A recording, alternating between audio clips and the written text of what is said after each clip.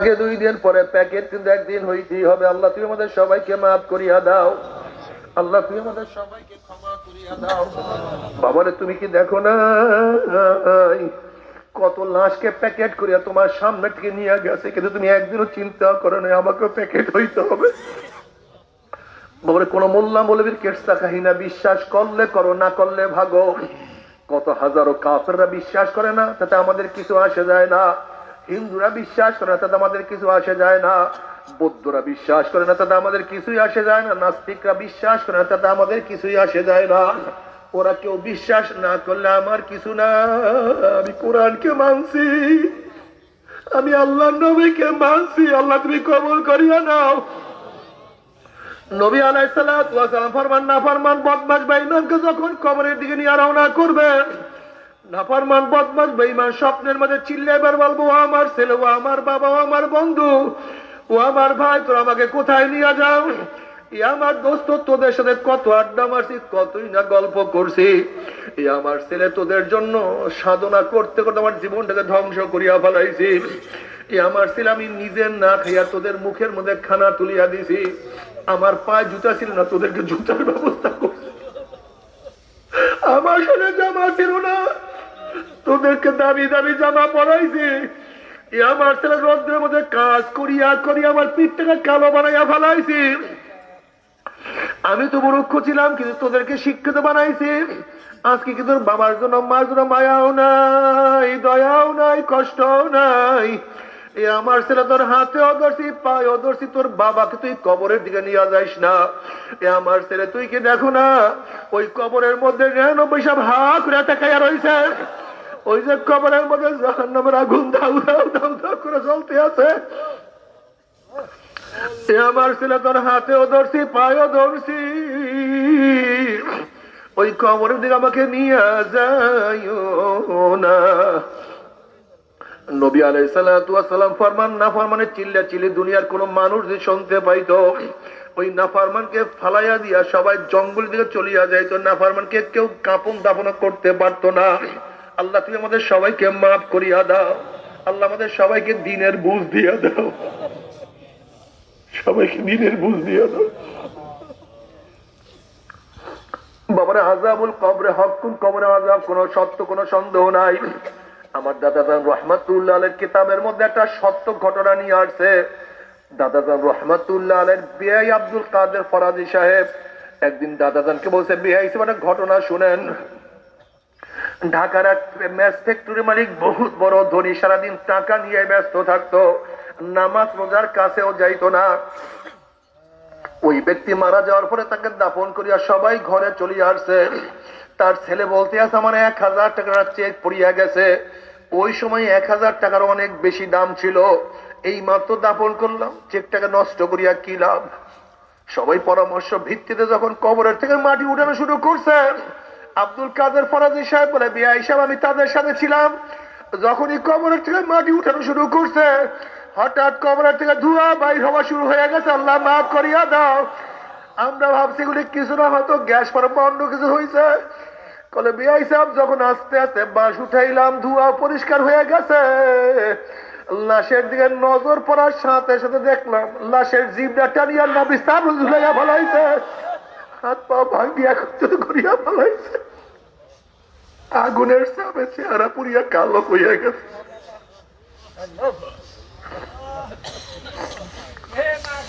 আব্দুল কাদের ফরাজি সাহেব বলে, ভাই, ওখানে যারা ছিলাম সবাই চিল্লান দিয়া বেহুশ হইয়া পড়িয়া গেছি। 15-20 দিন পর্যন্ত ঠিক মতো খানা খাইতে পারি নাই।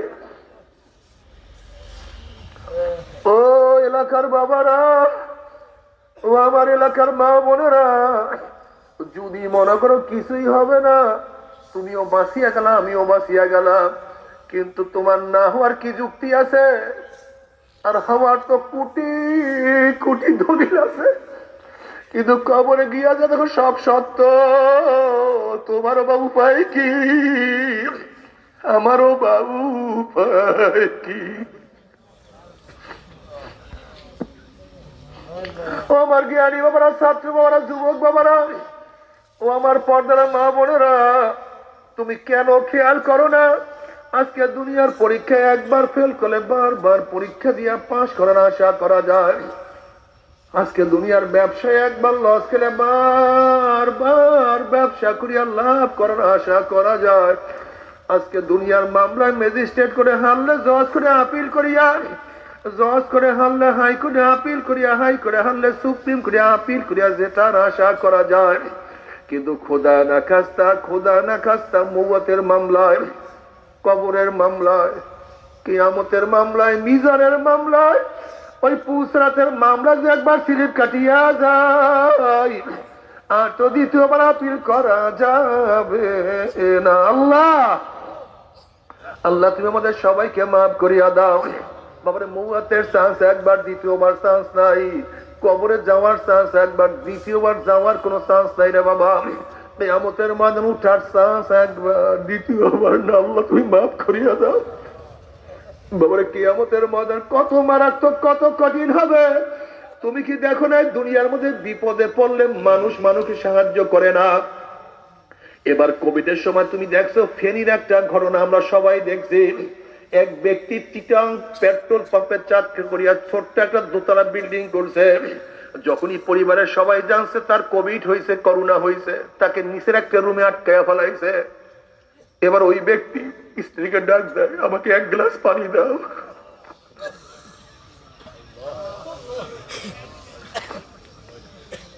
সবাই দেখছো এই ঘটনা, সবাই দেখছো। স্বামী স্ত্রীকে বলো, আমার স্ত্রী তোমার জন্য সব কিছু বিলীন করিয়া দিছি, যা চাইছো সব দেওয়ার চেষ্টা করছে। আজকে তোমার স্বামী পানির কুয়াশায় মারা যায়, আমাকে এক গ্লাস পানি দাও। স্ত্রীও তার কাছে ভয় পানি নিয়ে যায় নাই। এবার ছেলেকে ডাক দাও, আমার ছেলে আমি নিজে না খেয়ে তোকে খাওয়াইছি, তোদের জন্য জীবন ধ্বংস করিয়া ফেলাই। আজকে তোর বাবাই মারা যায়, এক গ্লাস পানি দে। ছেলেও তার কাছে পানি নিয়ে যায় নাই। এবার মেয়েকে ডাক দেও, আমার মা তোকে ছাড়া আমি বাঁচতে পারি নাই, তুই আমার সবচেয়ে স্নেহের, সবচেয়ে বেশি আদরের। আজকে তোর বাবা পানি পিপাসায় মারা যায়, তোর বাবাকে এক গ্লাস পানি দে। মেয়েও তার কাছে পানি নিয়ে যায় নাই।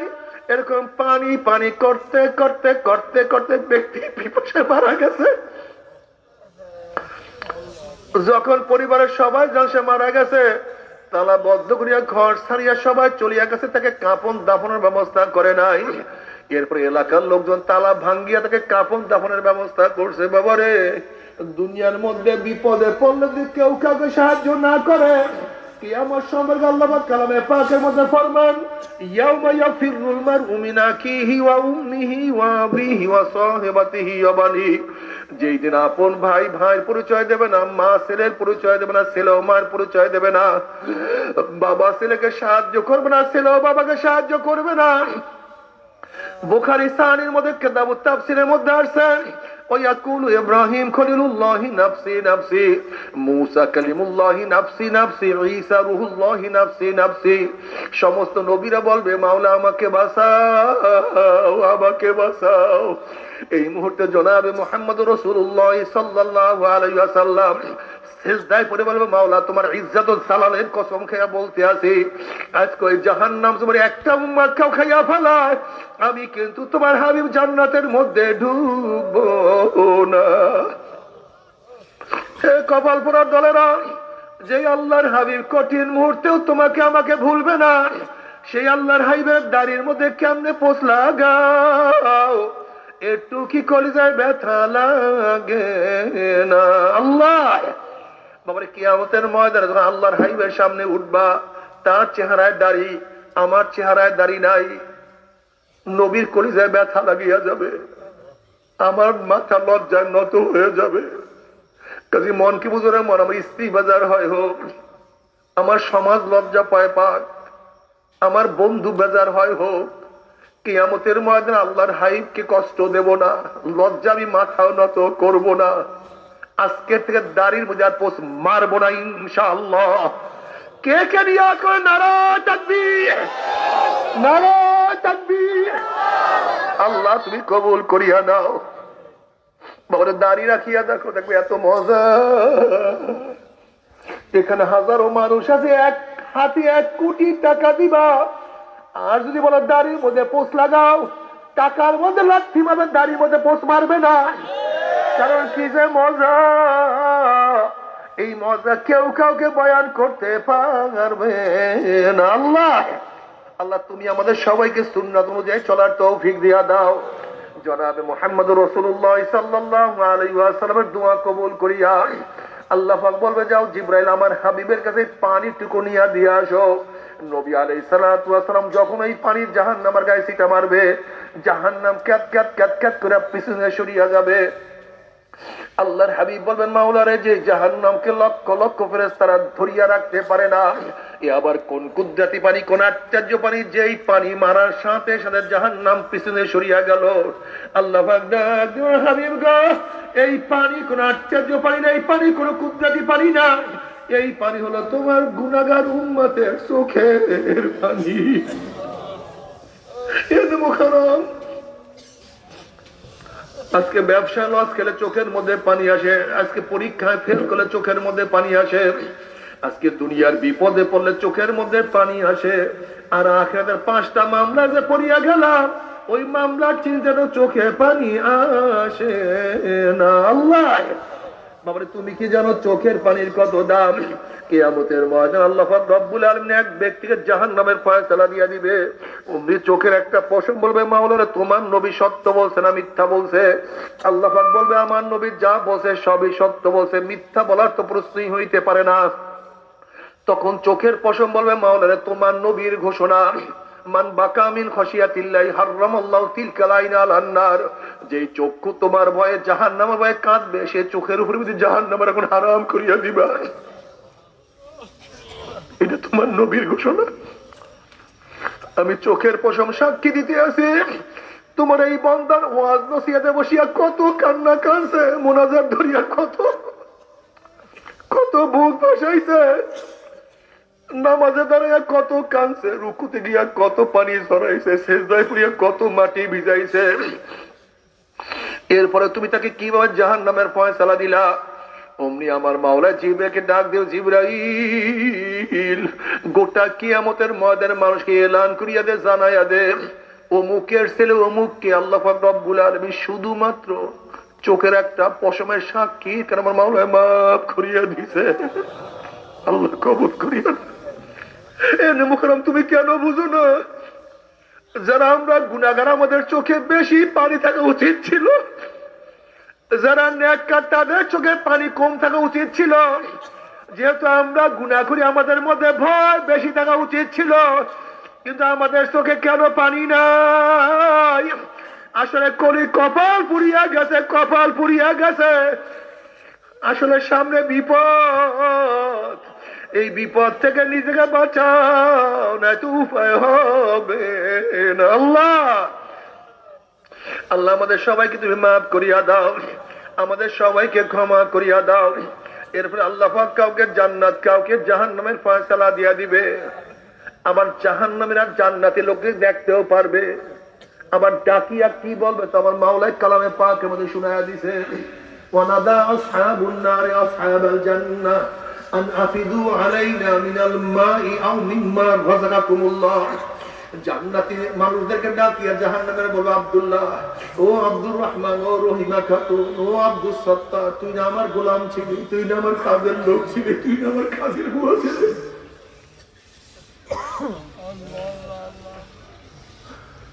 তুই নামাজ পড়ছো, আমি নামাজ পড়তাম না, তুই রোজা রাখছো, আমি রোজা রাখতাম না, তুই দাড়ি রাখছো, আমি দাড়ি রাখতাম না, তুই পর্দা করতে, আমি পর্দা করতাম না, তুই বোরখা পড়তে, আমি বোরখা পড়তাম না, আমি তোকে কত টিটকারি করছি। আজকে মাওলা তোদেরকে জান্নাত দিয়া দিছে, আমি দেখ জাহান্নামের জ্বলতে জ্বলতে আমার কলিজা শুকায়া গেছে, জিহ্বা শুকায়া গেছে, কয়লার মতো কালি হয়ে গেছে। আনাফিদু আলাইনা মিনাল মাই আও মিম্মা রাযাকাকুমুল্লাহ। ও আব্দুল্লাহ, আমাকে এক গ্লাস পানি দে, এক গ্লাস পানির দরকার নেই, অর্ধেক গ্লাস পানি আমাকে দে। আমাকে একটা রুটির দরকার নেই, অর্ধেক রুটি আমাকে দে। আমাকে এক কুলি পানি দেওয়া সহ্য করতে পারি না। তখন জান্নাতীরা বলবে, হে জাহান্নামী হারামখোরের দলেরা, আমার মাওলা কি কালামে পাকেও দাবি বলেন নাই জান্নাতের সমস্ত নাজ নেয়ামত আমার মাওলা জাহান্নামে হারাম করিয়া দিছে?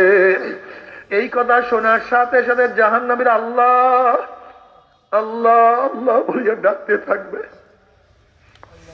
তখন আমার মাওলায় কি জবাব দিবে তাও কালামে পাকের মধ্যে শুনায়া দিছে, ফালিয়াউমা নানসাহুম কামা নাসু লিকা ইয়াউমিহিম হাযা ওয়া মা কানু বিআয়াতিনা ইয়াজহাদুন।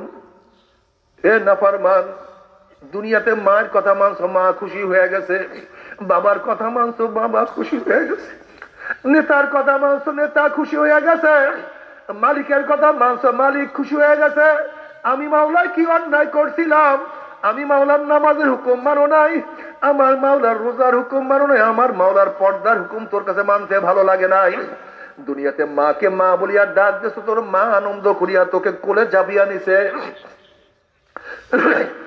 আব্বুকে আব্বু বলিয়া ডাক দিয়েছ, তোর আব্বু খুশি হয়ে গেছে। আপুকে আপু বলিয়া ডাক দিয়েছ, তোর আপু খুশি হয়ে গেছে। আমি মাওলায় কি অন্যায় করছিলাম?